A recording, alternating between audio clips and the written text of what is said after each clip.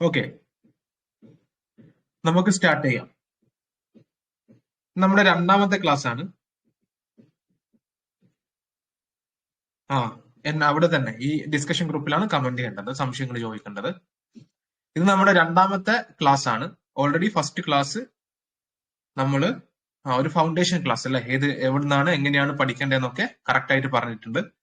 ഈ ക്ലാസ്സിന്റെ ഉദ്ദേശം നമ്മൾ ഇനി ഫ്യൂച്ചറിൽ എന്താണ് ചെയ്യാൻ പോകുന്നത്, നമ്മുടെ പ്ലാനിങ് എന്താണ്, നമ്മൾ എങ്ങനെ ഈ KS എക്സാം ക്രാക്ക് ചെയ്യും, അതിനെ കുറിച്ചിട്ടൊക്കെ പറയാനാണ് ഈ ഒരു ഫൗണ്ടേഷൻ ക്ലാസ്.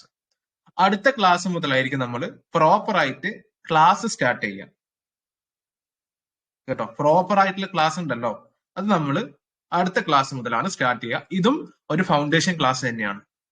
ഓക്കെ, ഫസ്റ്റ് നമ്മൾ ചെയ്യേണ്ട കുറച്ച് കാര്യങ്ങളുണ്ട് before starting. Syllabus print out എടുത്ത് വെക്കുക. ഓക്കെ, സിലബസ് ഒക്കെ എന്തിനാ പ്രിന്റ് ഔട്ട് എടുത്ത് വെക്കുന്നതെന്ന് ചോദിച്ചു കഴിഞ്ഞാൽ എടുത്ത് വെക്കണം, മസ്റ്റ് ആണ്. സിലബസ് ആയിരിക്കണം നമ്മുടെ ഫ്രണ്ട്. ഓക്കെ, സിലബസ് ആയിരിക്കണം നമ്മുടെ ഫ്രണ്ട്. ഈ എക്സാമിന് നമ്മുടെ ഫ്രണ്ട്, നമുക്ക് ഒറ്റ ഫ്രണ്ടേ ഉള്ളൂ, അത് സിലബസ് ആണ്. ഉറപ്പിച്ചോ? സിലബസ് പ്രിന്റ് ഔട്ട് എടുത്ത് വെക്കുക. ആ സിലബസിനനുസരിച്ചായിരിക്കും നമ്മുടെ പഠിത്തം മുമ്പോട്ട് കൊണ്ടുപോവുക. പിന്നെ ഒരുപാട് പേര് എനിക്ക് മെസ്സേജ് അയച്ചിട്ടുണ്ടായിരുന്നു, എങ്ങനെയാണ് സെക്രട്ടേറിയറ്റ് അസിസ്റ്റന്റും KSഉം ഒരുമിച്ച് ഇന്റഗ്രേറ്റ് ചെയ്ത് കൊണ്ടുപോകാന്നുള്ളത്. ഓൾറെഡി അതിനെ കുറിച്ചിട്ട് ഞാനൊരു ക്ലാസ് നമ്മുടെ പെയ്ഡ് ബാച്ചിൽ ഓൾറെഡി ഒരു ക്ലാസ് എടുത്തിട്ടുണ്ടായിരുന്നു. ആ ക്ലാസ് ഞാൻ യൂട്യൂബിൽ അപ്ലോഡ് ചെയ്തിട്ടുണ്ട്. ഓക്കെ, അപ്പോ നമ്മുടെ ചാനൽ, യൂട്യൂബ് ചാനലില് ജസ്റ്റ് താഴോട്ടേക്ക് പോയാൽ മതി. ആ വീഡിയോസ് എടുത്ത് താഴോട്ടേക്ക് പോയി കഴിഞ്ഞാൽ നിങ്ങൾക്ക് കറക്റ്റ് അതിൽ കാണാൻ പറ്റും. ഓക്കെ, എങ്ങനെ സെക്രട്ടേറിയറ്റ് അസിസ്റ്റന്റും KSഉം ഇന്റഗ്രേറ്റ് ചെയ്ത് പഠിക്കാന്നുള്ളത്. അപ്പൊ ആ വീഡിയോ കണ്ടു കഴിഞ്ഞാൽ ആ സംശയം നിങ്ങൾക്ക് സോൾവ് ആവും. ഓക്കെ, അപ്പൊ അത് മസ്റ്റ് ആയിട്ട് നിങ്ങൾ കാണുക. അത് കണ്ടു കഴിയുമ്പോൾ നിങ്ങളുടെ കോൺഫിഡൻസ്, മോട്ടിവേഷൻ ഒക്കെ ബൂസ്റ്റ് ആവും. ഓക്കെ, അടുത്തത് നമ്മൾ ചെയ്യാൻ പോകുന്നത് സബ്ജക്റ്റുകൾ പ്രയോറിറ്റൈസ് ചെയ്യും. ഓക്കെ, നമ്മൾ ഈ പറഞ്ഞ പോലെ സിലബസ് 1, 2, 3, 4, 5, 6, 7 അങ്ങനെയല്ല പഠിക്കുക. നമ്മൾ സബ്ജക്ട് പ്രയോറിറ്റൈസ് ചെയ്തിട്ടാണ് പഠിക്കുക. ഓക്കെ, ഹൈ മാർക്കിൽ നിന്ന് ലോ മാർക്കിലേക്ക്. ഓക്കെ, ഹൈ മാർക്കിൽ നിന്ന് ലോ മാർക്കിലേക്ക് നമ്മൾ സബ്ജക്ട് പ്രയോറിറ്റൈസ് ചെയ്യും. അതെങ്ങനെ? ബേസ്ഡ് ഓൺ ദ PYQ അല്ലെ. ഇതിനു മുമ്പ് KS എക്സാം കഴിഞ്ഞിട്ടുണ്ട്. അപ്പൊ നമുക്കറിയാം ഇവിടുന്നാണ് ചോദ്യങ്ങൾ വരുന്നത്. ഇവിടുന്ന് ഇത്ര ചോദ്യങ്ങളുണ്ട്, കറക്റ്റ് ആയിട്ട് നമുക്കറിയാം. അതിനനുസരിച്ചായിരിക്കും നമ്മുടെ പ്രിപ്പറേഷൻ. ഇനി കറണ്ട് അഫയേഴ്സുമായി ബന്ധപ്പെട്ടിട്ട് അറിയാം, കറണ്ട് അഫയേഴ്സ് KSന് നല്ല പ്രാധാന്യം ഉണ്ടാവും. കറണ്ട് അഫയേഴ്സ് നമ്മുടെ സിവിൽ സർവീസസ് മാതൃകയിൽ തന്നെ പോലെ സ്റ്റാറ്റിക് ക്വസ്റ്റ്യന്റെ അപ്പുറം ഈ കറണ്ട് അഫയേഴ്സും കൂടി ലിങ്ക് ചെയ്തിട്ടായിരിക്കും ഉണ്ടാവുക. കറണ്ട് അഫയേഴ്സിന്റെ കാര്യം ഞാൻ ഓൾറെഡി പറഞ്ഞു. എല്ലാ വീക്കും ഞാൻ കറണ്ട് അഫയേഴ്സ് മാഗസീൻ നിങ്ങൾക്ക് തരും. ഓക്കെ, മാഗസീൻ ലാ ഫോഴ്സയുടെ current affairs magazine which is prepared by me.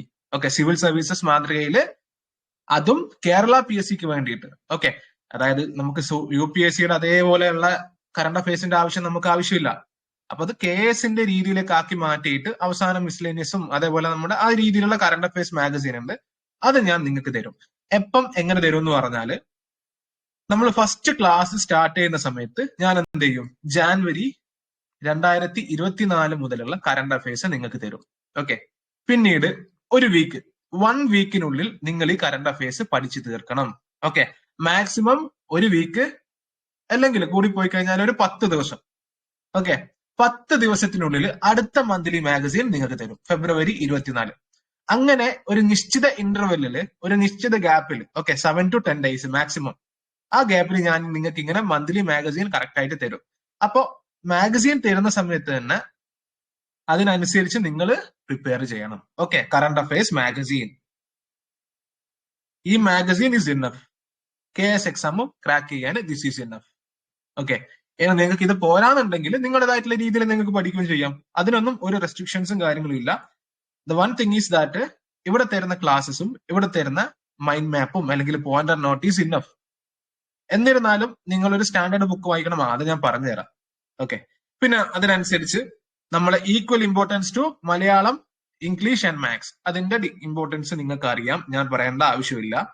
Okay, എല്ലാ വർഷവും പ്രിലിംസ് ക്രാക്ക് ചെയ്യുന്ന ഒരു വ്യക്തി, ആ വ്യക്തിയോട് നിങ്ങളുടെ സ്ട്രാറ്റജി എന്താന്ന് ചോദിച്ചു കഴിഞ്ഞാൽ, മലയാളം, ഇംഗ്ലീഷ്, മാത്സിന് ഞാനൊരു 35 മാർക്ക് വാങ്ങിക്കാറുണ്ട് എല്ലാ വർഷവും. നിങ്ങൾ നോക്കിയാൽ മതി, വലിയ പഠിത്തമൊന്നും പഠിക്കൂല, പക്ഷെ എന്താ എല്ലാ വർഷവും പോയിട്ട് ഈ പ്രിലിംസ് അങ്ങ് ക്രാക്ക് ചെയ്യും. കൺസിസ്റ്റന്റ് ആയിട്ടുള്ള പ്രിപ്പറേഷനും കാര്യങ്ങളൊന്നും ഉണ്ടാവില്ല. പക്ഷെ എന്താ, പ്രിലിംസ് അങ്ങോട്ട് ക്രാക്ക് ചെയ്യും. മെയിൻസ് എക്സാമിലേക്ക് വരുന്ന സമയത്ത് ഈ പരിപാടി നടക്കൂല. എന്താണ് 50 മാർക്കാണ് നമ്മൾ പ്രിലിംസ്, ഡിഗ്രി പ്രിലിംസിന്റെ കാര്യം എടുക്കുകയാണെങ്കിൽ 50 മാർക്കാണ് പ്രിലിംസിനുള്ളത്. നേരെ പകുതി 50%, അല്ലെ? ബാക്കി 50% ആണ് നിങ്ങൾക്ക് ഡിഗ്രി പ്രിലിംസിന് ഈ സിലബസ് മൊത്തം ഉള്ളത്, അല്ലെ? അപ്പൊ ഈ 50% ഈ ഇംഗ്ലീഷ് മലയാളം മാത്സ് പഠിച്ചു കഴിഞ്ഞാൽ ഉറപ്പായിട്ട് പ്രിലിംസ് ക്വാളിഫൈ ചെയ്യാൻ പറ്റും. അതേ സ്ട്രാറ്റജി തന്നെയാണ് ഇവിടെയും, ഇംഗ്ലീഷും മലയാളവും. ഓക്കെ, മാത്സ് 15 മാർക്കാണ് പേപ്പർ 1-ന്, മലയാളവും ഇംഗ്ലീഷും 50 മാർക്കാണ്. 50 മാർക്ക് നിങ്ങളൊന്ന് ആലോചിച്ച് നോക്കൂ. കഴിഞ്ഞ തവണ കട്ട് ഓഫ് വന്നത് 77 ആണ്. ഇംഗ്ലീഷ് മലയാളം മാത്സ് 65 മാർക്ക് ഉണ്ട്. ഈ 65 മാർക്കില് നമുക്കൊരു 35 മാർക്ക് വാങ്ങിക്കാൻ കഴിഞ്ഞാൽ, 35-40 മാർക്ക് വാങ്ങിക്കാൻ കഴിഞ്ഞാല് നമ്മള് നമ്മുടെ കോ എക്സ്പീരിയൻസുമായിട്ട് ഒരുപാട് മുന്നിലെത്തും. അതിന്റെ ഇമ്പോർട്ടൻസ് നിങ്ങൾ മനസ്സിലാക്കിയേ പറ്റൂ. ചുമ്മാ ഈ പറഞ്ഞ പോലെ ഓരോ ടോപ്പിക്കിനും ഓരോ സബ്ജക്റ്റിനും ഓരോ ഇതിനും ഒരു സ്റ്റാൻഡേർഡ് ബുക്ക് വെച്ച് പഠിച്ചാൽ മാത്രം പോരാ, ഇംഗ്ലീഷ് മലയാളം മാത്സിന് പ്രോപ്പർ ആയിട്ടുള്ള ഇമ്പോർട്ടൻസ് കൊടുക്കുക. നിങ്ങൾ കഴിഞ്ഞ പ്രീവിയസ് ഇയർ ക്വസ്റ്റ്യൻ പേപ്പർ എടുത്ത് നോക്കിക്കഴിഞ്ഞാൽ PSC ചോദിക്കുന്ന രീതിയിലുള്ള ക്വസ്റ്റ്യൻസ് ഒക്കെ തന്നെയാണ് ഇംഗ്ലീഷിലും മലയാളത്തിലും ഒക്കെ ചോദിച്ചത്. അല്ലാതെ ഭയങ്കര ബുദ്ധിമുട്ടിക്കുന്ന രീതിയിലൊന്നുമല്ല, ട്രഡീഷണൽ ആയിട്ട് ചോദിക്കുന്ന രീതിയിലുള്ള ചോദ്യങ്ങൾ, പക്ഷെ കുറച്ചൊന്ന് എക്സ്പ്ലെയിൻ അല്ലെങ്കിൽ ഡിസ്ക്രിപ്റ്റീവ് തരത്തിലുള്ള ചോദ്യങ്ങൾ മലയാളത്തിന്റെ കേസ് എടുക്കുകയാണെങ്കിൽ 10 മാർക്കൊക്കെ മലയാളത്തിന് 10 മാർക്കൊക്കെ എക്സാക്ട്ലി നമ്മൾ പഠിച്ചു വരുന്ന രീതിയിലുള്ള ക്വസ്റ്റ്യൻസ് തന്നെയാണ്. ഓക്കെ, ഈ വീക്കിലി എന്ത് ചെയ്യും നമ്മൾ, ഓരോ ക്ലാസ്, ഓക്കെ 1 വീക്ക് ഇംഗ്ലീഷിന് ഒരു class. Okay, weekly means most probably Sunday or Saturday ഇംഗ്ലീഷിന് ഒരു ക്ലാസ്, അതിന്റെ കൂടെ തന്നെ മലയാളത്തിനും ഒരു ക്ലാസ്. ഓക്കെ, അതും PYQ റിലേറ്റഡ് ആയിട്ട് നമുക്ക് പഠിക്കേണ്ട കാര്യങ്ങൾ മാത്രം റിലേറ്റഡ് ആയിട്ടുള്ള ഒരു ക്ലാസ്. മാത്സിന് നിങ്ങൾ എന്ത് ചെയ്യണം? ഓക്കെ, നിങ്ങൾ പ്രീവിയസ് ഇയർ ക്വസ്റ്റ്യൻസ് നോക്കണം. അതേപോലെ തന്നെ യൂട്യൂബിൽ പ്രീവിയസ് ഇയർ ക്വസ്റ്റ്യൻസ് സോൾവിംഗ് ആയിട്ടുള്ള ഒരുപാട് വീഡിയോസ് ഉണ്ട്. അവിടെ പോയിട്ട് നിങ്ങൾ മാത്സ് ശക്തിപ്പെടുത്തണം. 15 മാർക്കാണ്. ഓക്കെ, 15 മാർക്കാണ് മാത്സിന്. അത്ര എളുപ്പമല്ല. ഓക്കെ, അത്ര എളുപ്പമല്ല എന്നല്ല, നമ്മൾ അതിന്റെ ഇമ്പോർട്ടൻസ് കൊടുത്തേ പറ്റുള്ളൂ. 15 മാർക്ക് എന്ന് പറയുമ്പോൾ അതിലൊരു 8 മാർക്ക് 9 മാർക്ക് നമുക്ക് സ്കോർ ചെയ്യാൻ പറ്റണം. ഓക്കെ, നമുക്ക് കറക്റ്റ് ആയിട്ടുള്ള ഒരു പ്ലാനിങ് ഉണ്ടാവണം. മലയാളം, ഇംഗ്ലീഷ്, മാത്സ് 65 മാർക്ക് ഉണ്ട്. ഈ 65 മാർക്കിൽ ഞാനൊരു 37 മാർക്ക് 38 മാർക്ക് ഇവിടുന്ന് സ്കോർ ചെയ്യണം. അങ്ങനെ കറക്റ്റ് ആയിട്ടുള്ള ഒരു പ്ലാനിങ് നിങ്ങൾക്ക് ഉണ്ടാവണം.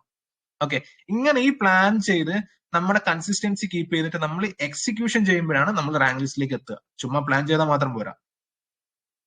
ഓക്കെ, അതിനുശേഷം നമ്മൾ എന്ത് ചെയ്യും? Monthly, weekly, daily time table ഉണ്ടാവും. ഓക്കെ, മന്ത്ലി ടൈം ടേബിൾ ഞാൻ നിങ്ങൾക്ക് കാണിച്ചു തരാം എങ്ങനെയാണെന്നുള്ളത്. ഇതിന്റെ ഏറ്റവും അവസാനം ഉണ്ട്. Okay, how to join the live section എന്ന് പറഞ്ഞിട്ട് ഒരാൾ മെസ്സേജ് അയച്ചിട്ടുണ്ട്.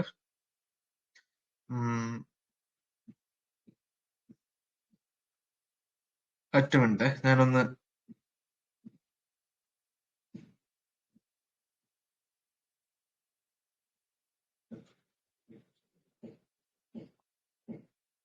Okay, monthly, weekly, daily time table. Okay, ഈ ടൈം ടേബിൾ എങ്ങനെയാണ് ഉണ്ടാക്കേണ്ടതെന്നൊക്കെ ഞാൻ പറഞ്ഞുതരാം. നിങ്ങൾ ടൈം ടേബിൾ ഉണ്ടാക്കുമ്പോൾ ഒറ്റ കാര്യം ശ്രദ്ധിച്ചാൽ മതി, ടൈം ടേബിൾ അച്ചീവബിൾ ആയിരിക്കണം. നമുക്ക് പലപ്പോഴും ഈ ടൈം ടേബിൾ അച്ചീവ് ചെയ്യാൻ സാധിക്കാത്ത സമയത്ത്, അല്ലെ, നമ്മളെ കൊണ്ട് കഴിയാത്ത രീതിയിൽ തുടക്കത്തിലൊക്കെ നമ്മൾ ഒരു 3 മണിക്കൂർ 4 മണിക്കൂറിന്റെ ഒക്കെ അത്രയും ചെറിയ ടൈം ടേബിൾ നമ്മൾ ഫിക്സ് ചെയ്യാൻ പാടുള്ളൂ. തുടക്കത്തിൽ നമ്മൾ എന്ത് ചെയ്യും? ഹെർക്കൂലിയസ് ടാസ്ക് ആയിട്ടുള്ള 8 മണിക്കൂർ 9 മണിക്കൂർ സ്റ്റാൻഡേർഡ് ബുക്ക് ഞാൻ ഇത്ര വായിച്ചു തീർക്കും, 20 പേജ് 25 പേജ് എന്നൊക്കെ പറഞ്ഞ് നമുക്കത് അച്ചീവ് ചെയ്യാൻ പറ്റാതിരിക്കുന്ന സമയത്ത് നമ്മുടെ കോൺഫിഡൻസ് ലോ ആവും. പിന്നെ നമുക്ക് ഒരു ദിവസം അത് അച്ചീവ് ചെയ്യാൻ പറ്റൂല, 2, 3, 4, 5 എല്ലാ ദിവസവും ഇങ്ങനെ ബാക്ക്ലോഗ് ആയി വരും. അതുകൊണ്ട് തന്നെ ടൈം ടേബിള് പ്രിപ്പയർ ചെയ്യുന്ന സമയത്ത് പ്രോപ്പർ ആയിട്ട് നമ്മളെ കൊണ്ട് പറ്റുന്ന രീതിയിൽ അച്ചീവബിൾ ആയിട്ടുള്ള ടൈം ടേബിൾ പ്രിപ്പയർ ചെയ്യാം. ഓക്കെ, നിങ്ങൾ ശ്രദ്ധിക്കണം എങ്ങനെയാണ് ടൈം ടേബിൾ ഉണ്ടാക്കേണ്ടതെന്നൊക്കെ ഞാൻ പറഞ്ഞുതരാം. കറക്റ്റ് ആയിട്ടുള്ള ഒരു പ്ലാനിങ് ഉണ്ടാവണം മന്ത്ലി. ഓക്കെ, ഇനി എപ്പോഴാണ് പ്രിലിംസ് എക്സാം, അതിന്റെ ഇടയിൽ മെയിൻസ്, എത്ര മാസം ഗ്യാപ്പ്, അതൊക്കെ നമുക്ക് പറയാം. അടുത്തത്, reading A standard book for each subject. Okay, ഞാൻ പറഞ്ഞു ഞാൻ ഓൾറെഡി ക്ലാസ് എടുക്കും. ക്ലാസ് എടുക്കുന്ന സമയത്ത് എന്റെ ഭാഗത്ത് നിന്ന് നിങ്ങൾക്ക് തരാന് പോയിന്റർ നോട്ടും മൈൻഡ് മാപ്പ് നോട്ടും ആണ്. ഓക്കെ, ഇതിനർത്ഥം നിങ്ങൾ എന്ത് ചെയ്യണം, നിങ്ങൾ നിങ്ങളുടേതായിട്ടുള്ള രീതിയിലുള്ള എഫേർട്ട് നിങ്ങൾ ഇടണം. Okay, I will put my effort, അതേപോലെ തന്നെ നിങ്ങളുടെ രീതിയിലുള്ള എഫേർട്ട് നിങ്ങൾ ഇടണം. ഓക്കെ, നിങ്ങൾ സ്റ്റാൻഡേർഡ് ബുക്ക്, ഒരു സ്റ്റാൻഡേർഡ് ബുക്ക് നിങ്ങൾ വായിച്ചേ പറ്റൂ. ഞാൻ കഴിഞ്ഞ ക്ലാസ്സിൽ പറഞ്ഞിട്ടുണ്ടായിരുന്നു, ഒരു സ്റ്റാൻഡേർഡ് ബുക്ക് മസ്റ്റ് ആയിട്ട് വായിച്ചേ പറ്റുള്ളൂ. ബിക്കോസ് നിങ്ങളുടെ റീഡിങ് സ്കിൽ ഇൻക്രീസ് ചെയ്യണമെങ്കിൽ, അല്ലെങ്കിൽ പറഞ്ഞ പോലെ റീഡിങ് മസ്റ്റ് ആണ്. KS പോലുള്ള ഒരു എക്സാമിന്, KS മാത്രമല്ല ഡിഗ്രി ലെവലായിട്ടുള്ള ഏതൊരു എക്സാമിനും ഒരു സ്റ്റാൻഡേർഡ് ബുക്ക്, ഒരു സബ്ജക്ട് നമ്മൾ വായിക്കുന്നത് നല്ലതാണ്. ഈ വായിക്കുന്ന സമയത്ത് സെലക്റ്റീവ് ആയിട്ട് വായിക്കണം. ബിക്കോസ് നമ്മൾ റീഡ് ചെയ്യുന്ന ബുക്ക് സിവിൽ സർവീസസ് എക്സാമിന് വേണ്ടിയിട്ടുള്ള ബുക്കാണ്, അല്ലെ? സ്പെക്ട്രം ഒക്കെ എടുത്ത് നോക്കിക്കഴിഞ്ഞാൽ അങ്ങനെയാണല്ലോ. അപ്പൊ അതിൽ സെലക്റ്റീവ് ആയിട്ട് നമ്മൾ സിലബസിൽ പറഞ്ഞിട്ടുള്ള കാര്യങ്ങൾ മാത്രം പഠിക്കുക. ഈ സ്പെക്ട്രത്തിന്റെ ഫസ്റ്റ് പേജ് നിങ്ങൾ എടുത്തു കഴിഞ്ഞാൽ ഒരുപാട് അനാവശ്യ കാര്യങ്ങളുണ്ട് സ്റ്റാർട്ടിങ് തന്നെ, നമുക്ക് ഇമ്പോർട്ടന്റ് അല്ല. അപ്പൊ സെലക്റ്റീവ് ആയിട്ട് വായിക്കണം. അതിനെന്ത് ചെയ്യണം? പ്രോപ്പർ ആയിട്ട് ഒരു ഗൈഡൻസ് ഉണ്ടാവണം. ഈ ഗൈഡൻസ് ഞാൻ തരും. ഓക്കെ, കറക്റ്റ് ആയിട്ട് ഞാൻ പറഞ്ഞുതരും എവിടുന്നാണ് ഏത് പേജാണ് നിങ്ങൾ വായിക്കേണ്ടതെന്ന് ആഫ്റ്റർ കംപ്ലീറ്റിംഗ് അവർ ക്ലാസ്. ഓക്കെ, നമ്മൾ സ്റ്റാർട്ട് ചെയ്യുന്നത് മോഡേൺ ഇന്ത്യയിൽ നിന്നാണ് കേട്ടോ. അപ്പൊ നിങ്ങൾ ചോദിക്കും, അതെന്താ ആൻഷ്യന്റും മിഡീവലും ഒന്നും സ്റ്റാർട്ട് ചെയ്യാത്തത്? മോഡേൺ ഇന്ത്യയിൽ എന്തുകൊണ്ട് സ്റ്റാർട്ട് ചെയ്യുന്നു? ബിക്കോസ് ആൻഷ്യന്റും മിഡീവലും നമ്മൾ സ്റ്റാർട്ട് ചെയ്ത് കഴിഞ്ഞാൽ it is little bit difficult. കുറച്ച് കടുപ്പമുള്ള സബ്ജക്റ്റ് ആണ് ഈ ആൻഷ്യന്റും മിഡീവലും ഒക്കെ. അപ്പൊ നമ്മൾ സ്റ്റാർട്ടിങ് തന്നെ കടുപ്പമുള്ള സബ്ജക്ട് പഠിക്കുന്ന സമയത്ത് നമ്മുടെ കോൺഫിഡൻസും കാര്യങ്ങളൊക്കെ ലോ ആവും. അതുകൊണ്ട് നമ്മൾ മോഡേൺ ഇന്ത്യ വെച്ച് പഠിക്കും. ഓക്കെ, അടുത്ത ക്ലാസ് മോഡേൺ ഇന്ത്യന്റെ സ്ട്രാറ്റജി സെക്ഷനും അതിനനുസരിച്ച് നമ്മൾ ക്ലാസ്സും സ്റ്റാർട്ട് ചെയ്യും. ഓക്കെ, സോ ക്ലാസ് ഉണ്ടാവും. ഓക്കെ, കറക്റ്റ് ഞാൻ പറഞ്ഞുതരാം എങ്ങനെയാണെന്ന്. ക്ലാസ് ഉണ്ടാവും, മിക്കവാറും ഉച്ച സമയത്തായിരിക്കും, ഈ ഒരു സമയത്തായിരിക്കും ക്ലാസ് ഉണ്ടാവുക. സമയവും കാര്യങ്ങളൊക്കെ ചാനലിൽ അപ്ഡേറ്റ് ചെയ്യുന്നതായിരിക്കും, ഒരു ദിവസം മുമ്പേ അപ്ഡേറ്റ് ചെയ്യുന്നതായിരിക്കും. ക്ലാസ് കാണുക, പ്രോപ്പറായി പഠിക്കുക. ഓക്കെ, അതിനുശേഷം മൈൻഡ് മാപ്പ്, പോയിന്റർ നോട്ട് നിങ്ങൾക്ക് ഞാൻ തരും. ഓക്കെ, ഈ മൈൻഡ് മാപ്പിലും പോയിന്റർ നോട്ടിലൊന്നും ഇല്ലാത്ത ഒരുപാട് കാര്യങ്ങൾ ഞാൻ പറയും കേട്ടോ ക്ലാസ്സിൽ. ഓക്കെ, സ്റ്റോറി പോലെ, മോഡേൺ ഇന്ത്യ സ്റ്റോറി പോലെ ഞാൻ നിങ്ങൾക്ക് പറഞ്ഞു തരും. ഫോർ എക്സാമ്പിൾ, എങ്ങനെയാണ് ഈ transition from medieval to modern India, അല്ലെ? ഔറംഗസീബിന് ശേഷം മുഗൾ എംപയറിന്റെ ഡിസ്ട്രക്ഷനും അതിനുശേഷം ലേറ്റർ മുഗൾസ്, അല്ലെ? ബഹദൂർ ഷാ ഒന്നാമനിൽ തുടങ്ങി ബഹദൂർ ഷാ രണ്ടാമനിൽ അവസാനിക്കുന്ന മുഗൾ എംപയറും അവിടെ ബ്രിട്ടീഷിന്റെ വരുത്ത്, അല്ലെ? ബ്രിട്ടീഷുകാർ കയറി വരുന്നതും, ഒരു ട്രേഡിംഗ് കമ്പനി ആയിട്ട് ബ്രിട്ടീഷുകാർ കയറി വന്നതിന് ശേഷം അവർ ചെയ്യുന്ന ഓരോരോ കാര്യങ്ങൾ, അല്ലെ? യുദ്ധം വേണ്ടടുത്ത് യുദ്ധം ചെയ്യും, ഡിപ്ലോമസി വേണ്ടടുത്ത് ഡിപ്ലോമസി ചെയ്യും, അല്ലെ? ബ്രിട്ടീഷുകാർ ഭയങ്കര ക്ലവർ ആയിരുന്നു. എവിടെയാണ് അവർക്ക് ഡിപ്ലോമസി വേണ്ടത്, അല്ലെ? അവിടെ അവർ ഡിപ്ലോമസി എടുക്കും. എവിടെയാണ് അവർക്ക് യുദ്ധം വേണ്ടത്, ആ സമയത്ത് തന്നെ അവർ യുദ്ധം എടുക്കും. നോ, അതിനുശേഷം ബ്രിട്ടീഷുകാർ വരുന്നതും അതിനുശേഷം യൂറോപ്യൻ ഫോഴ്സസ് വരുന്നതും, അല്ലെ? French, Dutch, Portuguese etcetera etcetera. അതിനുശേഷം ഇവര് തമ്മിലുള്ള, അല്ലെ, ഫ്രഞ്ചും ഇംഗ്ലീഷും തമ്മിലുള്ള യുദ്ധം ഉണ്ടാവുന്നത്, അല്ലെ? ഇവര് തമ്മിലുള്ള പ്രശ്നം, കേരളത്തിന് കൂടുതലായിട്ടുള്ള ഫോക്കസ് കൊടുത്ത് നമ്മൾ പഠിക്കും. യൂറോപ്യൻസ് വരുന്നതും ഈ പറഞ്ഞ പോലെ എല്ലാം. അതിന്റെ കൂടെ തന്നെ ഡിഫറെന്റ് കൈൻഡ്സ് ഓഫ് വാർ, അല്ലെ? ഫസ്റ്റ് ആംഗ്ലോ കർണാട്ടിക് വാർ, അതിനുശേഷം സിന്ധല്ല, ബംഗാൾ പിടിച്ചെടുക്കുന്നു, ബാറ്റിൽ ഓഫ് പ്ലാസി, മൈസൂർ യുദ്ധം, മൈസൂർ വാർ, അല്ലെ? അവിടുന്ന് 2 ക്വസ്റ്റ്യൻ ആണ് കഴിഞ്ഞ തവണ ചോദിച്ചത്, മൈസൂർ വാർ എന്ന്. മറാത്ത വാർ, അല്ലെ? അതിനുശേഷം പഞ്ചാബ് സിന്ധ് പിടിച്ചെടുക്കല്. ഇതോടുകൂടി ബ്രിട്ടീഷുകാർ ഇന്ത്യയിലെ ഏറ്റവും വലിയൊരു പവറായി മാറുന്നു, അല്ലെ? ഇതേപോലുള്ള എല്ലാ സ്റ്റോറിയും കറക്റ്റ് ആയിട്ട് ഞാൻ നിങ്ങൾക്ക് പറഞ്ഞുതരും സീക്വൻസ് ആയിട്ട്. ഓക്കെ, ബുക്ക് വായിക്കുന്നതിനേക്കാൾ കൂടുതൽ നിങ്ങൾക്ക് ക്ലാസ് കണ്ടു കഴിഞ്ഞാൽ കാര്യം മനസ്സിലാവും. ഓക്കെ, സോ അതിന്റെ കൂടെ ഞാൻ മൈൻഡ് മാപ്പും പോയിന്റർ നോട്ടും തരും. നിങ്ങൾക്കറിയാം മെയിൻസ് ആണെങ്കിലും നമുക്ക് വളരെ ലിമിറ്റഡ് ആയിട്ട് എഴുതേണ്ട ആവശ്യമുള്ളൂ. Very limited. ഞാൻ പറഞ്ഞു 5ഉം 6ഉം വരിയൊക്കെ നമുക്ക് എഴുതേണ്ട ആവശ്യമുള്ളൂ, അല്ലെ? അപ്പൊ മൈൻഡ് മാപ്പ് തരും. ഈ മൈൻഡ് മാപ്പ് നിങ്ങൾ വായിക്കുക. അതിനുശേഷം ഞാൻ നിങ്ങളുടെ അടുത്ത് പറയും സ്പെക്ട്രത്തിലെ ഇന്ന ചാപ്റ്റർ, അല്ലെങ്കിൽ ഈ പറഞ്ഞ പോലെ നിങ്ങളുടെ കയ്യിൽ വേറെ ഏതെങ്കിലും ബുക്കാണ്, NCERT ആണ്, അല്ലെങ്കിൽ മോഡേൺ ഹിസ്റ്ററിയുടെ മോഡേൺ ഇന്ത്യയുടെ വേറെ ബുക്കാണ്, ഞാൻ നിങ്ങളുടെ അടുത്ത് കറക്റ്റ് ആയിട്ട് പറയുക ഇന്ന ചാപ്റ്റർ ഇന്ന രീതിയിൽ നിങ്ങൾ വായിച്ചു വരണം. ഓക്കെ, പിറ്റേ ദിവസത്തെ ക്ലാസ്സിൽ നിങ്ങൾ എന്ത് ചെയ്യണം? ഇത് വായിച്ചിട്ട് വരണം. പിന്നെയും ഇത് തന്നെ നമ്മൾ കണ്ടിന്യൂ ചെയ്യും. ഒരു 7-8 ലെക്ചേഴ്സിൽ നമ്മൾ മോഡേൺ ഹിസ്റ്ററി കവർ ചെയ്യും, ഫുൾ കവർ ചെയ്യും. ഓക്കെ, ലെക്ചേഴ്സ് കുറച്ച് ലെങ്തി ആയിരിക്കും, 2-2.5 മണിക്കൂർ എന്തായാലും ഉണ്ടാവും. എന്നാലേ നമുക്ക് ക്ലാസ് കംപ്ലീറ്റ് ചെയ്യാൻ പറ്റുള്ളൂ. ഓക്കെ, നമ്മളിപ്പോ പെയ്ഡ് ബാച്ചിൽ 1 മണിക്കൂറാണ് ക്ലാസ് ഉള്ളത്. ഞാൻ ജസ്റ്റ് ഷെയർ ചെയ്യുന്നതേ ഉള്ളൂ. അത് നമുക്ക് ഒരുപാട് സമയം കിട്ടി. നമ്മളിപ്പോ 3-4 months ആയിട്ട് പെയ്ഡ് ബാച്ചിൽ വളരെ ചെറിയ ക്ലാസ്, 1 മണിക്കൂറിന്റെ ക്ലാസ് ഒക്കെ തരും. പക്ഷെ ഇവിടെ 2-2.5 മണിക്കൂറിന്റെ ക്ലാസ് ആയിരിക്കും. ഓക്കെ, ദെൻ അതിനുശേഷം നിങ്ങൾ വായിക്കുക. ഈ ഒരു പ്രൊസീജിയർ നിങ്ങൾ കറക്റ്റ് ആയിട്ട് കൺസിസ്റ്റന്റ് ആയിട്ട് ഫോളോ ചെയ്യണം. ഓക്കെ, ഇതിനുശേഷം നമ്മൾ ഏകദേശം കുറച്ച് സബ്ജക്റ്റുകൾ നമ്മൾ ഈ പറഞ്ഞ പോലെ ഫസ്റ്റ് ഡേ സെക്കൻഡ് ഡേ മുതലൊന്നും നിങ്ങളെ കൊണ്ട് ആൻസർ റൈറ്റിംഗ് ചെയ്യിപ്പിക്കില്ല. കാര്യം നിങ്ങൾക്ക് എന്താ നിങ്ങളെ എഴുതാന്, അല്ലെ? ഈ ആൻസർ റൈറ്റ് ചെയ്യുന്നതിന്റെ കഴിഞ്ഞ ക്ലാസ്സിൽ ഞാൻ പറഞ്ഞു ഇത്ര സ്ഥലമേ ഇത്ര സ്പേസേ നിങ്ങൾക്ക് കിട്ടുള്ളൂ. അത് നിങ്ങൾക്ക് ഇപ്പൊ ഒരു ബോധമായി. ഞാൻ പഠിക്കുന്നതെല്ലാം വളരെ പോയിന്റ് ആയിട്ടായിരിക്കണം, വളരെ ലിമിറ്റഡ് ആയിട്ടായിരിക്കണം. ചുമ്മാ ഒരുപാട് കാര്യങ്ങൾ തലയിൽ വെച്ചിട്ട് കാര്യമില്ല. ലിമിറ്റഡ് ആയിട്ടുള്ള സ്പേസിൽ ലിമിറ്റഡ് ആയിട്ടുള്ള ടൈമിൽ ആൻസർ എഴുതാൻ പറ്റണം. ഈ ഒരു ബോധം നിങ്ങൾക്ക് ഇപ്പൊ ഉണ്ട്. അതേപോലെ തന്നെ ഒരു 4-5 ലെക്ചർ ഒക്കെ കഴിയുന്ന സമയത്ത് പതുക്കെ നമ്മൾ എന്ത് ചെയ്യും, പ്രീവിയസ് ഇയർ ക്വസ്റ്റ്യൻസ് വെച്ച് തന്നെ ആൻസർ റൈറ്റ് ചെയ്യാൻ തുടങ്ങും. ഓക്കെ, ഞാൻ തന്നെ ലൈവായിട്ട് ആൻസർ റൈറ്റ് കാണിച്ചു തരും. നിങ്ങൾ ചോദിക്കുകയാണ് ആൻസർ റൈറ്റിംഗ് എങ്ങനെയാണ് ലൈവായിട്ട് ചെയ്യുക, അതൊക്കെ നമുക്ക് ചെയ്യാം. ഓക്കെ, ടെലിഗ്രാമിൽ തന്നെ ചെയ്തു തരാം. എനിക്ക് തോന്നുന്നു ലൈവായിട്ട് ഒരു വൈറ്റ് പേപ്പർ ഒക്കെ എടുത്ത് ഇതേപോലെ എഴുതാൻ തോന്നുന്നു. ഓക്കെ, അതൊക്കെ നമുക്ക് ചെയ്യാം. അതിനുശേഷം എന്ത് ചെയ്യാം, നിങ്ങൾക്കും ഡെയിലി ക്വസ്റ്റ്യൻസ് തരും. ഓക്കെ, നമ്മൾ പഠിക്കുന്ന ടോപ്പിക്കിനനുസരിച്ചുള്ള ക്വസ്റ്റ്യൻസ് നിങ്ങൾക്ക് തരും. അതിനനുസരിച്ച് നിങ്ങളും ആൻസർ റൈറ്റ് ചെയ്തിട്ട് കൊണ്ടുവരണം. ഓക്കെ, ഒരു സെപ്പറേറ്റ് ആയിട്ടുള്ള ഗ്രൂപ്പ് നമുക്ക് ക്രിയേറ്റ് ചെയ്യാം, ആൻസർ റൈറ്റിംഗ് എന്ന് പറഞ്ഞിട്ട്. അപ്പൊ അതിൽ എല്ലാവരും എഴുതുന്ന ആൻസേഴ്സ് എന്ത് ചെയ്യണം, എല്ലാവരും അവിടെ പോസ്റ്റ് ചെയ്യണം. അപ്പൊ അങ്ങോട്ടും ഇങ്ങോട്ടും നമുക്ക് എല്ലാവരും അനലൈസ് ചെയ്തിട്ട് എന്താണ് ഡിഫക്ട്സ്, എന്താണ് പ്രോബ്ലം എന്നൊക്കെ പറഞ്ഞു കൊടുക്കുമ്പോൾ നമ്മളെ ആൻസറും കറക്റ്റ് ആവും, അല്ലെ?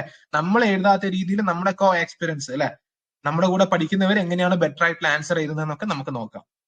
അതേപോലെ തന്നെ ഞാൻ കഴിഞ്ഞ തവണ പറഞ്ഞു എനിക്കുണ്ടായിട്ടുള്ള കുറച്ച് പ്രോബ്ലംസ്, അല്ലെങ്കിൽ കഴിഞ്ഞ മെയിൻസ് ഒക്കെ എഴുതാൻ പോയ സമയത്ത് എനിക്കുണ്ടായിട്ടുള്ള ഒരു ഡിഫക്റ്റുകൾ, അല്ലെങ്കിൽ ഈ പറഞ്ഞ പോലെ എന്തുകൊണ്ട് കുറച്ചുകൂടി ബെറ്റർ ആക്കാം, അതൊക്കെ ഞാൻ ആൻസർ റൈറ്റ് ചെയ്യുന്ന സമയത്ത് പറഞ്ഞു തരാം. ഓക്കെ,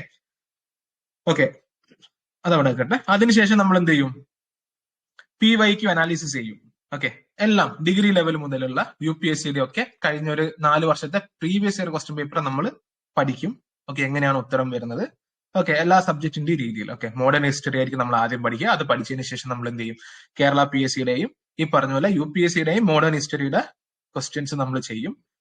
ഓക്കെ, പിന്നീട് PYQ അനാലിസിസും ആക്റ്റീവ് റീകോൾ സെക്ഷൻ. ഓക്കെ, നമ്മൾ പഠിച്ചു കഴിഞ്ഞാലും മോഡേൺ ഹിസ്റ്ററി ഫുള്ള് പഠിച്ചു കഴിഞ്ഞാലും നമ്മൾ എന്ത് ചെയ്യും, ഒരു ക്ലാസ്സിൽ മുഴുവനായിട്ട് നമ്മൾ ഫസ്റ്റ് മുതൽ പഠിച്ചിട്ടുള്ള എല്ലാ കാര്യങ്ങളും റിവിഷൻ എന്നുള്ള ക്ലാസ്സിൽ നമ്മൾ അതും ചെയ്യും. ഓക്കെ, സോ ഏകദേശം ഒരു ഐഡിയ നിങ്ങൾക്ക് ഇപ്പൊ കിട്ടിയല്ലോ എന്താണ് നമ്മൾ ചെയ്യാൻ പോകുന്നത്. റൈറ്റ്, ഐ തിങ്ക് കിട്ടിയിട്ടുണ്ടാവും, അല്ലെ? ഫസ്റ്റത്തെ ക്ലാസ് കഴിയുമ്പോൾ നിങ്ങൾക്ക് കുറച്ചുകൂടിയും ഐഡിയ കിട്ടും. ഓക്കെ, ഞാൻ പറഞ്ഞല്ലോ, ഫസ്റ്റ് ഓഫ് ഓൾ ഞാൻ ഇവിടെ ഫോക്കസ് ചെയ്യുന്നത് KS പ്രിപ്പയർ ചെയ്യാൻ കയ്യിൽ പൈസ ഇല്ലാത്തവരെയാണ്. ഓക്കെ, ഇതിന്റെ കോച്ചിങ്ങിന്റെ പൈസ എന്ന് പറഞ്ഞാൽ വിച്ച് ഈസ് അൺബിയറബിൾ. നമുക്കിപ്പോ ഡിഗ്രി പ്രിലിംസ് ആണെങ്കിലും ഡിഗ്രി മെയിൻസ് ആണെങ്കിലും ഇറ്റ് ഈസ് ഓക്കെ, നമുക്ക് ഒരു 1000-1500 ഒക്കെ ഓക്കെയാണ്. ബട്ട് ഹിയർ ഇറ്റ് ഈസ് 20,000-ഉം 15,000-ഉം ഒക്കെയാണ് price. So it can't be afforded by many of the people, അല്ലെ? ഒരുപാട് പേർക്ക് ഇത് അഫോർഡ് ചെയ്യാൻ പറ്റില്ല, നമുക്കറിയാം. അങ്ങനെയുള്ളവരെ ഫോക്കസ് ചെയ്തിട്ടാണ് ഞാൻ ഈ പറഞ്ഞ പോലെ ഇനീഷ്യേറ്റീവ് ലോഞ്ച് ചെയ്തിട്ടുള്ളത് with my own experience. Okay,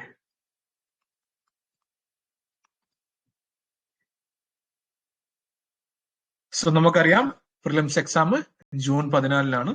okay, നിങ്ങൾക്ക് ഇപ്പൊ ഒരുപാട് പേർക്ക് സംശയം ഉണ്ടാവും, അല്ലെ? സാറ് അതിന് KSന്റെ മെയിൻസ് ക്വാളിഫൈ ചെയ്തിട്ടില്ലല്ലോ. ഇല്ല, ഞാൻ ക്വാളിഫൈ ചെയ്തിട്ടില്ല. സത്യസന്ധമായി പറയുകയാണെങ്കിൽ ക്വാളിഫൈ ചെയ്തിട്ടില്ല. അപ്പൊ ക്വാളിഫൈ ചെയ്യാൻ ജയിച്ചവനും മാത്രമല്ല തോറ്റവനും കുറച്ച് കാര്യങ്ങൾ പറയാനുണ്ടാവുമല്ലോ, അല്ലെ? ആ ക്വാളിഫൈ ചെയ്യാത്തതിന്റെ റീസണും എനിക്കറിയാം. You have to attempt all the questions. Okay, എല്ലാ ക്വസ്റ്റ്യൻസും അറ്റംപ്റ്റ് ചെയ്യണം. അല്ലാതെ കുറച്ച് ക്വസ്റ്റ്യൻസ് മാത്രം, നമുക്ക് അറിയുന്ന ക്വസ്റ്റ്യൻസ് മാത്രം നല്ല രീതിയിൽ നല്ല ബ്യൂട്ടിഫുൾ ആയിട്ട് എഴുതി വന്നിട്ട് കാര്യമില്ല. You have to attempt all the questions, അല്ലെ? 10 ക്വസ്റ്റ്യൻ ഉണ്ടെന്ന് വിചാരിക്കാം. ഫോർ എക്സാമ്പിൾ 10 ക്വസ്റ്റ്യൻ, 3, 4, 5, 6, 7, 8, 9, 10 ക്വസ്റ്റ്യൻ ഉണ്ടെന്ന് വിചാരിക്കാം. കാൻഡിഡേറ്റ് 1, ഓക്കെ, കാൻഡിഡേറ്റ് 1 എന്ത് ചെയ്തു? ഒന്നാമത്തെ ക്വസ്റ്റ്യൻ വളരെ വൃത്തിയായി നല്ല രീതിയിൽ കാര്യങ്ങളൊക്കെ എഴുതി. ആകെ 5 വരി എഴുതാനുള്ളൂ. മൂന്നാമത്തെ ക്വസ്റ്റ്യനും വളരെ ഭംഗിയായി നീറ്റായിട്ട് എഴുതി. 5-ാമത്തെ ക്വസ്റ്റ്യനും വളരെ ഭംഗിയായി നീറ്റായിട്ട് എഴുതി. 7-ാമത്തെ ക്വസ്റ്റ്യനും വളരെ ഭംഗിയായി ടൈം എടുത്ത് നീറ്റായിട്ട് എഴുതി. ഓക്കെ, അങ്ങനെ 10 ക്വസ്റ്റ്യനിൽ ഒരു 4 ക്വസ്റ്റ്യൻ കാൻഡിഡേറ്റ് എഴുതി. ഓക്കെ, ഈ എഴുതിയ ക്വസ്റ്റ്യൻസ് ഒക്കെ വളരെ ആൻസേഴ്സ് ഒക്കെ വളരെ സൂപ്പർ ആൻസേഴ്സ് ആണ്. അടുത്ത കാൻഡിഡേറ്റ് B വരുന്നു. ഓക്കെ, ഭയങ്കരമായിട്ടുള്ള ആൻസറും കാര്യങ്ങളൊന്നുമില്ല. പക്ഷെ എന്താണ്, ഈ B വന്നിട്ട് എല്ലാ ക്വസ്റ്റ്യനും അറ്റംപ്റ്റ് ചെയ്തു, എല്ലാത്തിനും അത്യാവശ്യം പോയിന്റുകൾ കാര്യങ്ങൾ എഴുതി വെച്ചു. ഓക്കെ, അപ്പൊ ഇവർ രണ്ടാളെയും കമ്പയർ ചെയ്യുന്ന സമയത്ത് definitely B will have more edge. ഈ എക്സാം ക്രാക്ക് ചെയ്യാനുള്ള കുറച്ചുകൂടിയും ക്വാളിഫിക്കേഷൻ ഈ ബിക്ക് ഉണ്ട്. ഓക്കെ, അപ്പൊ ഇങ്ങനെയുള്ള കുറെ കാര്യങ്ങളുണ്ട്. ഇതൊക്കെ നമുക്ക് ആൻസർ റൈറ്റ് ചെയ്യുന്ന സമയത്ത് പറഞ്ഞുതരാം. Okay, come to the point. അറിയാം നമ്മുടെ പ്രിലിംസ് എക്സാം ജൂണിലാണ്, ജൂൺ 14-നാണ്. ഓക്കെ, നമുക്ക് ഒരുപാട് സമയമില്ല, എന്നാലും സമയമുണ്ട് അല്ലെ. ഇതിന്റെ ഇടയിൽ നമുക്ക് വരുന്ന പ്രശ്നം എന്ന് പറഞ്ഞാൽ പ്രിലിംസ് ആണ്, ഡിഗ്രി പ്രിലിംസ് ആണ്. ഓൾറെഡി ഞാൻ പറഞ്ഞു, ഓൾറെഡി ഞാനൊരു വീഡിയോ ചെയ്തിട്ടുണ്ട്. അത് കണ്ടു കഴിഞ്ഞാൽ നിങ്ങളുടെ മോട്ടിവേഷനും കാര്യങ്ങളൊക്കെ ബൂസ്റ്റ് ആവും. Mains exam 2 ദിവസമായിട്ടാണ്. ഒക്ടോബർ 17-18 തീയതിയാണ്. വി ഹാവ് 4 month ഗ്യാപ്പ് അല്ലെ. നമുക്ക് 4 മാസത്തെ ഗ്യാപ്പ് അവിടെ അവൈലബിൾ ആണ്. അപ്പൊ നമ്മൾ ഒരുപാട് ആൻസേഴ്സ് എഴുതാനുള്ള സമയം നമുക്ക് അവിടെ അവൈലബിൾ ആണ്. ഓക്കെ, ഇൻഫാക്ട് നമ്മൾ സെക്രട്ടേറിയറ്റ് അസിസ്റ്റന്റിന്റെ പ്രിലിംസ് ക്ലിയർ ചെയ്താലും മെയിൻസ് ആണെങ്കിലും എന്നിരുന്നാലും നമുക്ക് അവിടെ സമയമുണ്ട്. 4 month ഗ്യാപ്പ് അവിടെ ഉണ്ട്. SI ആണെങ്കിലും സമയമുണ്ട് ആൻസേഴ്സ് എഴുതാം അല്ലെ. അപ്പൊ നമ്മുടെ ഫസ്റ്റ് പ്രൈമറി ഫോക്കസ് എന്ന് പറഞ്ഞാൽ പ്രിലിംസ് ക്വാളിഫിക്കേഷൻ ആയിരിക്കണം. പ്രിലിംസ് ക്വാളിഫൈ ചെയ്യാൻ വേണ്ടിയിട്ടുള്ള പണി നമ്മൾ തുടങ്ങണം. ഇപ്പം തന്നെ ഒരുപാട് പേര് ആൻസർ റൈറ്റിംഗ് ഒക്കെ ചെയ്യാൻ തുടങ്ങി അല്ലെ. പല ചാനലിലും ആൻസർ റൈറ്റിംഗ് ഒക്കെ ചെയ്യാൻ തുടങ്ങി. അൺലെസ് പ്രിലിംസ് ക്വാളിഫൈ ചെയ്തില്ലെങ്കിൽ പിന്നെ നിങ്ങൾ ഈ എഴുതുന്ന ആൻസേഴ്സിന് എന്ത് അർത്ഥമാണുള്ളത്, എന്ത് കാര്യമാണുള്ളത്? നിങ്ങളൊന്ന് ആലോചിച്ച് നോക്കൂ. ഇപ്പം നമ്മുടെ സ്റ്റഡി മെത്തേഡ് എന്ന് പറഞ്ഞാൽ 80% time will be invested towards prelims, 20% നമ്മൾ എന്ത് ചെയ്യും, മെയിൻസിനും ഇൻവെസ്റ്റ് ചെയ്യും അല്ലെ. ഇതൊക്കെയാണ് കറക്റ്റ് ആയിട്ടുള്ള സ്ട്രാറ്റജി നിങ്ങൾ ഫോളോ ചെയ്യേണ്ടത്. അല്ലാതെ നിങ്ങൾ ഇപ്പം തന്നെ ഡേ 1 മുതൽ ഡേ 2 മുതൽ ആൻസർ എഴുതിയിട്ട് കാര്യമില്ല. ബിക്കോസ് നിങ്ങൾക്ക് പ്രിലിംസിന് ശേഷം പ്രിലിംസ് ക്വാളിഫൈ ചെയ്താൽ ഒരുപാട് സമയം അവിടെ അവൈലബിൾ ആണ് അല്ലെ. ആദ്യത്തെ പ്രിലിംസിലെ 1000 പേരിൽ എത്തണം. പ്രിലിംസിന്റെ അല്ലെ ഒരു 700-800 പേരുടെ ലിസ്റ്റ് ആയിരിക്കും. അതിൽ നമുക്ക് എത്താൻ പറ്റണം. അതിന് നമ്മൾ പ്രിലിംസ് ക്വാളിഫൈ ചെയ്യണം. പ്രിലിംസ് ക്വാളിഫൈ ചെയ്താലേ മെയിൻസ് എക്സാമിനേഷൻ എഴുതാൻ പറ്റുള്ളൂ. അപ്പോ പ്രിലിംസിനായിരിക്കണം നമ്മൾ കൂടുതൽ ഫോക്കസ് കൊടുക്കേണ്ടത്. ഈ ആൻസർ റേറ്റ് ഇപ്പം ചെയ്യേണ്ട എന്നല്ല, ചെയ്യണം, അതിനെ പ്രാക്ടീസ് ചെയ്ത് വരണം. പക്ഷെ അതിനേക്കാൾ കൂടുതൽ ഇമ്പോർട്ടൻസ് നമ്മൾ MCQ പ്രാക്ടീസിന് കൊടുക്കണം. അതേപോലെ തന്നെ പ്രീവിയസ് ഇയർ ക്വസ്റ്റ്യൻ പേപ്പറിന്റെ പ്രാക്ടീസിന് കൊടുക്കണം. ഓക്കെ, അത് മനസ്സിൽ പ്രോപ്പർ ആയിട്ട് കണക്കാക്കിയിട്ട് വെച്ചോളാം. അല്ലാതെ ഇപ്പം തന്നെ ആൻസർ എഴുതിയിട്ട് ഇപ്പം തന്നെ പേജ് നിറച്ചു ആൻസർ ഒന്നും എഴുതിയിട്ട് കാര്യമില്ല. ഞാൻ കണ്ടു ഒരു ചാനലില് ക്വസ്റ്റ്യൻ ഇട്ടു, ഒരു പേജ് ഫുൾ ആൻസർ ആണ്, ഒരു പേജ് മൊത്തം ആൻസർ ആണ്. ഓൾറെഡി നമ്മൾ പറഞ്ഞു അല്ലെ, 3 മാർക്ക് 5 മാർക്ക് അത്രയും സ്പേസ് കിട്ടുന്നുള്ളൂ കഴിഞ്ഞ ക്ലാസ്സിൽ. അപ്പൊ ആ സ്പേസിൽ നമ്മൾ ആൻസർ എഴുതി വെക്കണം അല്ലെ. എന്തുകൊണ്ടാണ്? പ്രോപ്പർ ഗൈഡൻസ് ഇല്ല, അവർക്ക് അറിയില്ല ഇതിന്റെ പിന്നാമ്പുറം എന്താണ് നടക്കുന്നത് എന്നുള്ളത് അല്ലെ, എങ്ങനെയായിരിക്കും ക്വസ്റ്റ്യൻ പേപ്പർ എന്നുള്ളത്. കഴിഞ്ഞ തവണ ഒരുപാട് ക്രിറ്റിസിസം ഒക്കെ ഉണ്ടായിരുന്നു. കുറച്ച് സ്പേസ് ആ തന്നിട്ടുള്ളത്. KS എക്സാമിന്, മെയിൻസ് എക്സാമിന് ഇത്രയും സ്പേസ് ഒന്നും പോരാന്നൊക്കെ പറഞ്ഞ് ഭയങ്കരമായിട്ടുള്ള ക്രിറ്റിസിസം ഉണ്ടായിരുന്നു. അതുകൊണ്ട് തന്നെ ഈ പ്രാവശ്യം സ്പേസ് കൂടുവോ ഇല്ലയോ എന്നുള്ള കാര്യം നമുക്കറിയില്ല. അത് നമുക്ക് വരുന്നിടത്ത് വെച്ച് കാണാം. അതൊക്കെ വേറെ ഡിസ്കഷൻ ആണ്. ഇനി നമ്മൾ ചെയ്യാൻ പോകുന്നത് എന്താണെന്ന് വെച്ച് കഴിഞ്ഞാൽ വി ആർ ഹിയർ അല്ലെ. നമ്മളിപ്പോ ഉള്ളത് ട്യൂസ്ഡേയിലാണ്. ട്യൂസ്ഡേയിലാണ്. ഇന്ന് നമ്മൾ ഫൗണ്ടേഷൻ ക്ലാസ് 2 അല്ലെ. എന്താണ് നമ്മൾ ചെയ്യാൻ പോകുന്ന കാര്യങ്ങളൊക്കെ പറഞ്ഞു. നാളെ നമ്മൾ എന്ത് ചെയ്യും, 12 സമയം ഞാൻ ചാനലിൽ അറിയിക്കാം. 12-ന് നമ്മൾ ഫസ്റ്റ് മോഡേൺ ഹിസ്റ്ററിയുടെ ഓറിയന്റേഷൻ ക്ലാസ്. നമ്മൾ പ്രിലിംസിന് ഇത്ര ക്വസ്റ്റ്യൻസ് ചോദിച്ചു, മെയിൻസിന് ഇത്ര ക്വസ്റ്റ്യൻസ് ചോദിച്ചു, എവിടെ നിന്നാണ് പ്രിലിംസിന് ക്വസ്റ്റ്യൻസ് ചോദിച്ചത്, എവിടെ നിന്നാണ് മെയിൻസിന് ക്വസ്റ്റ്യൻസ് ചോദിച്ചത്, ഈ പറഞ്ഞ പോലെ മൈസൂർ വാറ്, മറാത്ത വാറ് അല്ലെ, ഇതൊക്കെ നമ്മൾ പ്രോപ്പർ ആയിട്ട് അനലൈസ് ചെയ്തിട്ട് first orientation session plus lecture 1 first class നമ്മൾ സ്റ്റാർട്ട് ചെയ്യും. അതിനുശേഷം പിന്നീടുള്ള കണ്ടോ ഇതിലുള്ള മൊത്തം ഇങ്ങനെ കൊടുത്തിട്ടുണ്ട്. അത് മുഴുവൻ നമ്മൾ അടുത്ത വീക്ക് മുഴുവൻ നമ്മൾ മോഡേൺ ഹിസ്റ്ററി മുഴുവനായിട്ട് പഠിക്കും. 25-ാം തീയതി ആവുമ്പോഴേക്ക് നമ്മൾ പ്രീവിയസ് ഇയർ ക്വസ്റ്റ്യനും അതിനു മുമ്പ് എന്താ പറഞ്ഞാല് ആക്റ്റീവ് റീകോൾ സെക്ഷൻ നമ്മൾ പഠിച്ച കാര്യങ്ങൾ മുഴുവനായിട്ട് റിവിഷൻ ചെയ്യും. അതിനുശേഷം നമ്മൾ സെക്കൻഡ് ആയിട്ട് ഫോക്കസ് കൊടുക്കുന്നത് ജിയോഗ്രഫിക്കാണ്. 27-ാം തീയതി ജിയോഗ്രഫിയുടെ ഓറിയന്റേഷൻ ക്ലാസ് അല്ലെ. പ്രിലിംസിന് എത്ര ക്വസ്റ്റ്യൻ ചോദിച്ചു, 12 ക്വസ്റ്റ്യൻ പ്രിലിംസിന് ചോദിച്ചു, മെയിൻസിന് എത്ര ക്വസ്റ്റ്യൻ ചോദിച്ചു, ഇവിടുന്നാണ് ക്വസ്റ്റ്യൻസ് ചോദിച്ചത്. അങ്ങനെ നമ്മൾ ജിയോഗ്രഫി തുടങ്ങും. ജിയോഗ്രഫി തുടങ്ങിയിട്ട് ഏപ്രിൽ 6-ാം തീയതി ആകുമ്പോഴേക്കും നമ്മൾ എന്ത് ചെയ്യും, ജിയോഗ്രഫി കംപ്ലീറ്റ് ചെയ്യും. ജിയോഗ്രഫി കംപ്ലീറ്റ് ചെയ്ത് അതിന്റെ active recalling section, previous year question ഒക്കെ ചെയ്യും. അതിനുശേഷം നമ്മൾ 8-ാം തീയതി മുതൽ ഒരു ദിവസത്തെ ഗ്യാപ്പ് വെച്ചിട്ടുണ്ട്. ഡേറ്റ് ഒന്ന് അങ്ങോട്ടോ ഇങ്ങോട്ടോ ഒക്കെ ആവാം, don't worry about that. But actually ഈ ഒരു രീതിയിലായിരിക്കും നമ്മൾ ഫോളോ ചെയ്യുക. അതിനുശേഷം പൊളിറ്റിയുടെ orientation session plus first class start ചെയ്യും. നമ്മുടെ സിലബസ് ബേസ് ചെയ്തിട്ട്. ആൻഡ് നമ്മൾ ബാക്കി ഞാൻ അടുത്ത ക്ലാസ്സിലൊക്കെ അപ്ഡേറ്റ് ചെയ്യാം. ഓക്കെ. ആൻഡ് നമ്മളിപ്പോ മോഡേൺ ഹിസ്റ്ററി, ജോഗ്രഫി, പൊളിറ്റി പഠിച്ചു കഴിഞ്ഞാൽ ഫസ്റ്റ്, സെക്കൻഡ് ആൻഡ് തേർഡ് നമുക്ക് 100 മാർക്കിൽ we will have 37 to 42 marks. Okay. 37 മാർക്കിലോളമുള്ള ടോപ്പിക്കാണ് നമ്മൾ ആദ്യം എടുത്ത് പഠിക്കുന്നത്. ഓക്കെ. ഹൈ പ്രയോറിറ്റി ആയിട്ടുള്ള ഏരിയാസ് ആണ്. ഓൾറെഡി പറഞ്ഞു എന്തുകൊണ്ടാണ് മിഡീവലും ആൻഷ്യന്റും ഇപ്പം പഠിക്കാത്തത്. അത് കുറച്ച് ഡിഫിക്കൽട്ട് ആയിട്ടുള്ള സബ്ജക്റ്റ് ആണ്. കുറെ ടേമുകൾ ഉണ്ട്. ആ ടേമുകളൊക്കെ മെമ്മറൈസ് ചെയ്യാൻ കുറച്ച് ബുദ്ധിമുട്ടാണ്. നമുക്ക് മോഡേൺ ഇന്ത്യ ഹിസ്റ്ററി വെച്ചിട്ട് സ്റ്റാർട്ട് ചെയ്യാം. ഓക്കെ. ദെൻ നിങ്ങൾ ചെയ്യേണ്ട കുറച്ച് കാര്യങ്ങളുണ്ട്. റിവിഷൻ, പ്രോപ്പർ ആയിട്ട് റിവിഷൻ ചെയ്യുക. കൺസിസ്റ്റൻസി കീപ്പ് ചെയ്യുക ഫോർ ദ സക്സസ്. പ്രൊക്കാസ്റ്റിനേഷൻ, നിങ്ങൾ നീട്ടി വെക്കുകയാണെങ്കിൽ ഡെഫിനറ്റ്ലി ഫെയിലിയർ ഉണ്ടാവും. നിങ്ങളുടെ സക്സസ് വീണ്ടും നീണ്ടുപോകും. Okay. So first thing is that revision ചെയ്യുക പ്രോപ്പർ ആയിട്ട്, കൺസിസ്റ്റൻസി കീപ്പ് ചെയ്യുക.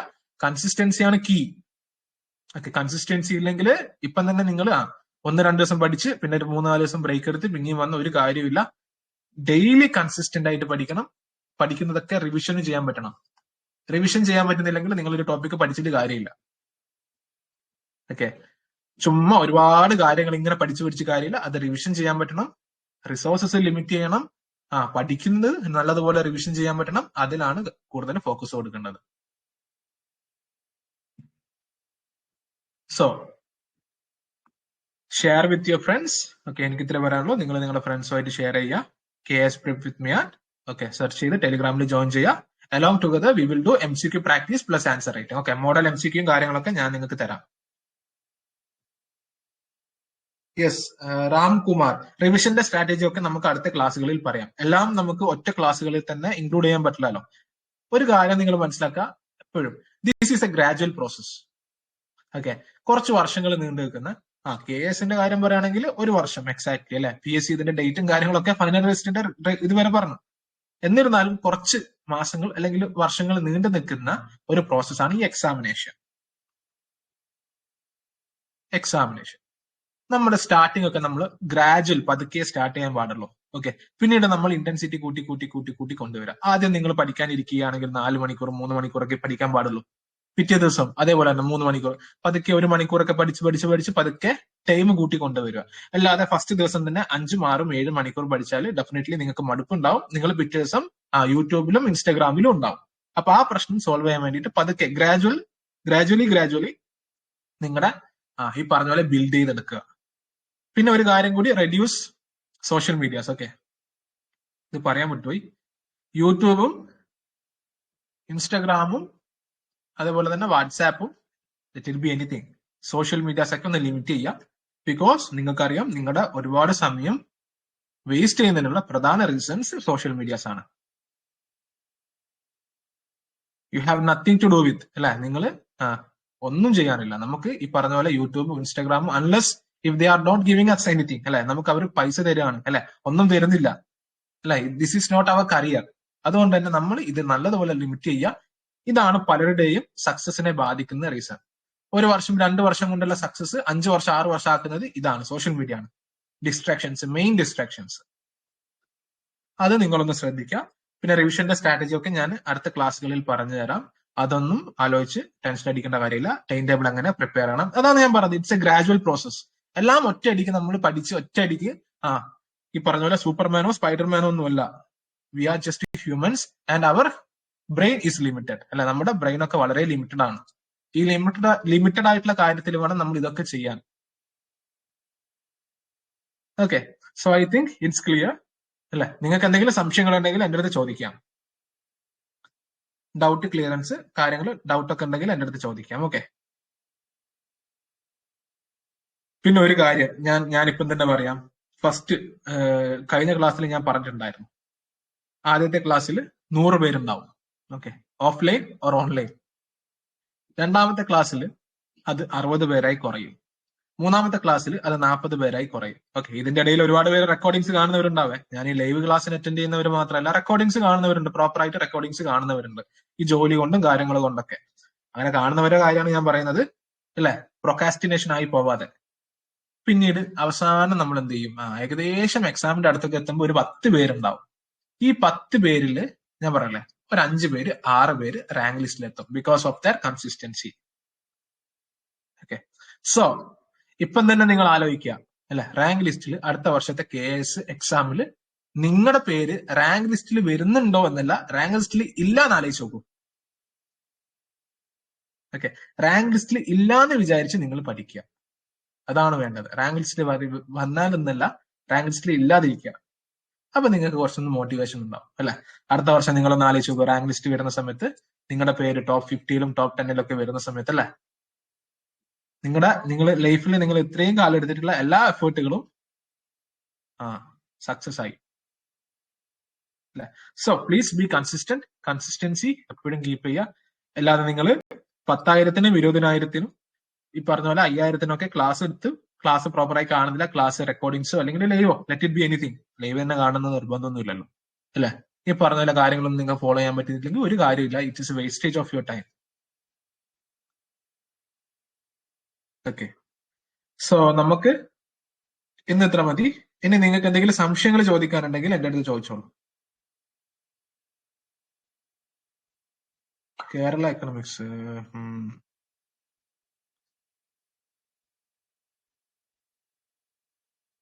യെസ് തരും, കേരള എക്കണോമിക്സ് ഒക്കെ തരും.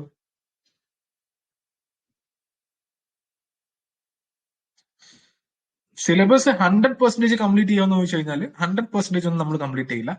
നമുക്ക് ഈ ഒരു എക്സാമിനേഷൻ നമ്മൾ ക്രാക്ക് ചെയ്യാൻ വേണ്ടിയില്ലേ, ഒരുപാട് നമ്മൾ പഠിച്ച ക്വസ്റ്റ്യൻസ് ഇല്ലാത്ത കുറെ ഏരിയാസ് ഉണ്ട്, കോസ്റ്റ് ബെനിഫിറ്റ് വളരെ കുറഞ്ഞിട്ടുള്ള ഏരിയാസ് ഉണ്ട്. അപ്പൊ അതൊക്കെ നമ്മൾ കുറച്ച് കാര്യങ്ങൾ മാത്രം പറഞ്ഞിട്ട് വേഗം തന്നെ നമ്മൾ പോകും. കേരള എക്കണോമിക്സ് ഒക്കെ ഇമ്പോർട്ടന്റ് ആണ്, അതൊക്കെ ഞാൻ പറയാം. Okay, don't worry about that. Okay, at least എവിടെ നിന്നാണ് പഠിക്കാൻ സതി എന്ന് പറഞ്ഞു തന്നാൽ മതി. എവിടെ നിന്നാണ് പഠിക്കേണ്ടതെന്നുള്ള കാര്യങ്ങൾ പറഞ്ഞുതരാം അല്ലെ, പറഞ്ഞുതരാം.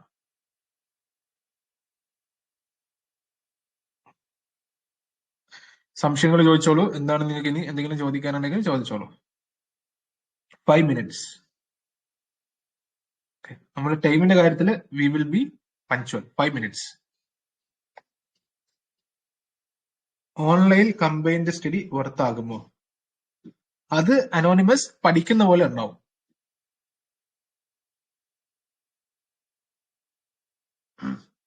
ഓൺലൈനിൽ പഠിച്ചിട്ട് ഇപ്പൊ എത്രയോ പേര് സിവിൽ സർവീസസ് എക്സാം പോലും ക്രാക്ക് ചെയ്യുന്നുണ്ട്. We have so many examples. അല്ലെ, ഡൽഹിയിലോ തിരുവനന്തപുരത്തോ ഒന്നും പോകേണ്ട ആവശ്യമില്ല. ഒരുപാട് പേര് സ്വന്തം വീട്ടിലിരുന്നിട്ട് അത് പഠിക്കുന്ന പോലെ ഇരിക്കും. ഓക്കെ, കമ്പൈൻ സ്റ്റഡി ഒക്കെ ബെനിഫിറ്റ് ആവും. ഓക്കെ, അത് നമ്മുടെ കൂട്ടത്തിലുള്ള ആളുകളെ പോലെ ഇരിക്കും. ഭയങ്കര സീരിയസ് ആയിട്ടുള്ള ആസ്പിറൻസ് ആണെങ്കിൽ ഡെഫിനറ്റ്ലി നമുക്ക് അതിന്റെ ബെനിഫിറ്റ് ഉണ്ടാവും. അല്ലാതെ ചുമ്മാ തമാശക്ക് ഈ പറഞ്ഞ പോലെ ടെലിഗ്രാമിന്റെ വേറൊരു പ്രശ്നമാണത്. ചുമ്മാ തമാശക്ക് കുറച്ച് പേര് വരും കമ്പൈൻ സ്റ്റഡി എന്നൊക്കെ പറഞ്ഞിട്ട്. ഡയോനിസസ് പഠിക്കാനുള്ള നോട്ട്സ് തരുമ്പോ, യെസ്, അതല്ല ഞാൻ എത്രയും നേരം പറഞ്ഞത്. I will give mind notes, mind map, pointer notes. Okay, and this is enough. എല്ലാ കാര്യങ്ങളും ഉൾപ്പെടുത്തിയിട്ടുള്ള പോയിന്റർ നോട്ട് വരും ഫോർ ക്വിക്ക് റിവിഷൻ. അതിന്റെ കൂടെ നിങ്ങൾ സ്റ്റാൻഡേർഡ് ബുക്കും റീഡ് ചെയ്യണം. അത് ഞാൻ പറഞ്ഞു, ഓൾറെഡി പറഞ്ഞ കാര്യമാണ്.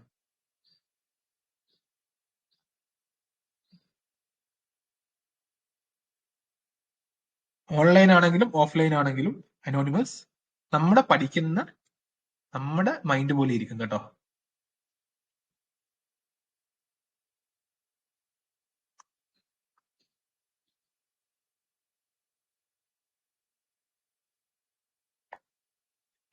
എന്തെങ്കിലും സംശയങ്ങൾ ഇനി? ഏകദേശം ഓൾമോസ്റ്റ് എല്ലാം ക്ലിയർ ആയിട്ടുണ്ടാവും അല്ലെ?